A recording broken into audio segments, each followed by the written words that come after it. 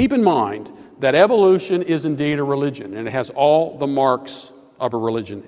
Evolution asks the same questions as religion, telling us where we came from, we're accidents of the evolutionary process, explaining what we are, we're a random collection of matter, where we're going, nothing beyond the grave, and what we should do on the way, kill or be killed. It asks all the right questions. Of course, it gives all the answers. Here's what one man writes. Evolution is promoted by its practitioners as more than mere science. Evolution is promulgated as an ideology, a secular religion, a full-fledged alternative to Christianity with meaning and morality. I can assure you that there is no way to gather either meaning or morality from evolution. You cannot do it. Evolution is a materialistic, naturalistic religion. The only thing the evolutionist believes in is things that it can see and feel. If you can't do this to it, it doesn't exist. So here he's saying that it's a new religion and it offers meaning and morality, and they can't even do that. He says, I am an ardent evolutionist, an ex-Christian, but I must admit on this one complaint. The literalists, that is the creationists, are absolutely right. Evolution is a religion. This was true of evolution in the beginning, and it is true of evolution today. They understand it as a religion, and it becomes evident as to why, because they cannot establish it empirically. Is it any wonder that Darwin's most vocal defender, Thomas Henry Huxley, in addition to being called Darwin's bulldog, was also called Pope Huxley? They have a high priesthood. And yet when you study what the evolutionists say about their own worldview, they maintain it is, in fact, a religion. Stuart Kaufman observes that natural selection has become so central an explanatory force in neo-Darwinism that we might as well capitalize it as though it were a new deity. And here's how he concludes. Moreover, that materialism is an absolute, for we cannot allow a divine foot in the door. So, when we propose that evolution is irrational, it doesn't measure up with the facts, it cannot be supported by the evidence, do you think that bothers an evolutionist? Not at all. They say, we understand all that, but we have to believe this theory. Because if we don't believe this theory, then we have to believe in God, and we certainly don't want to do that. Evolution itself is accepted by zoologists not because it has been observed to occur or can be proved by logically coherent evidence to be true, but because the only alternative, special creation, is clearly incredible. And so here you see it. I don't care what facts you line up with these guys. They have to believe in it because their whole worldview collapses under them. And understand that evolution is a worldview. As we'll see in a little while, evolution covers everything. It's not just in the realm of science. It's in the realm of politics. It's in the realm of ethics. It's in the realm of morality. It's in the realm of economics and medicine. No matter what it is, evolution touches on everything. This is not just a debate about science. It's a debate about two warring religions, the religion of Christianity over the religion of evolution.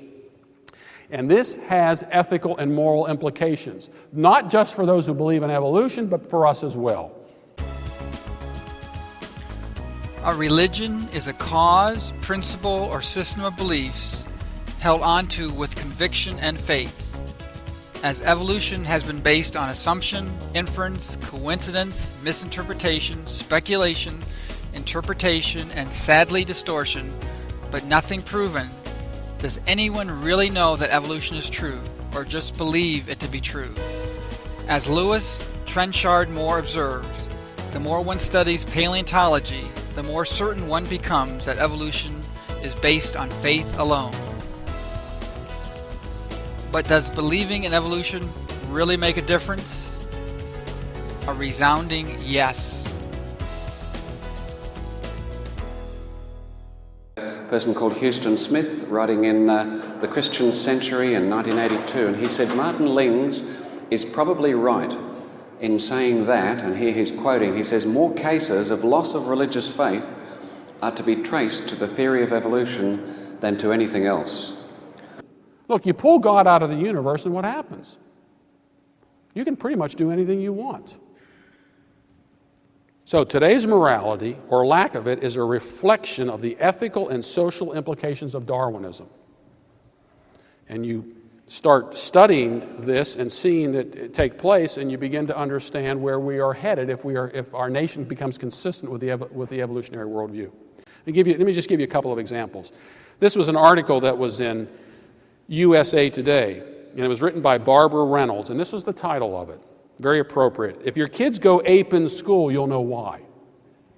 And she's here actually taking issue with the USA Today editorial board. And here's what she says. It is amazing that media institutions that virtually worship the First Amendment are the first to toss it when it comes to religious free speech.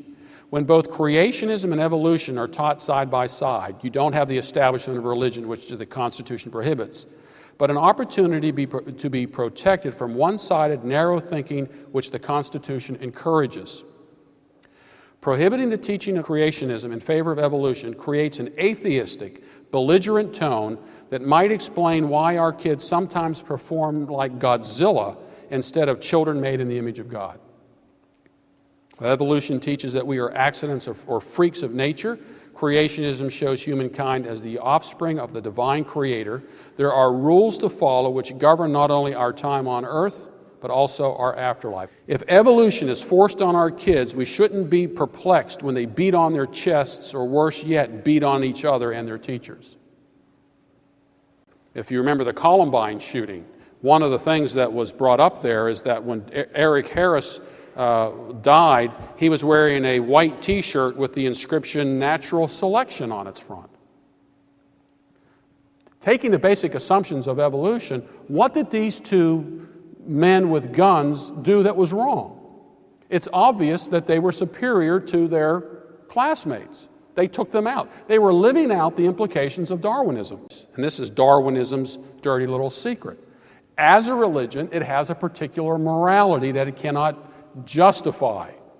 And so what happens is that there are people out there who are evolutionists who become more consistent with their worldview than is socially acceptable. People like Adolf Hitler, for example. Adolf Hitler's view of morality was based upon evolution. What he saw happening, what he actually did in eliminating millions and millions of people was just fulfilling the evolutionary process. He had followed the biological writings of Ernst Haeckel. Haeckel said, what's true in biology is true in ethics.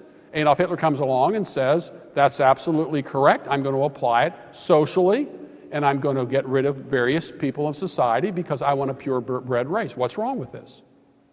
But Hitler was consistent with the Darwinian worldview. And see, this is what we need to push on people who really don't see what the fuss is all about regarding evolution. The fuss is people die. And Christians typically are blamed for all these atrocities. And let me tell you, I will take the blame, heap the blame on me for the witch trials in the United States. I'll take them. All right? I will take them. If the other side takes the numbers that are in a book called the Black Book of Communism, 100 million people died as a result of Marxist communism, which is, I mean, if there's anybody who was enamored with the Darwinian worldview, it was Karl Marx. 100 million. This is what we need to push on people who really don't see what the fuss is all about regarding evolution. The fuss is people die. Remember, believing in Darwinian evolution does not make you a monster, but Darwinian evolution says nothing to prevent you from becoming a monster. Do these terrifying results and implications of evolution help to determine if evolution is true or false? No. But because the results of the world adopting an evolutionary worldview are potentially so horrific, it is clear to me that Darwinian evolution must be held up to the most rigorous scientific scrutiny possible. If this scrutiny was allowed to take place without fear of reprisals, what might scientists say? When Dr. Colin Patterson asked the members of the Evolutionary Morphology Seminar, Can you tell me anything, any one thing you know about evolution that is true? All Dr. Patterson got was silence until one person said, I do know one thing, it ought not to be taught in high school. Dr. Michael Denton, the author of Evolution, A Theory in Crisis, has stated, evolution does not even make good common sense. Why has this debate become so contentious?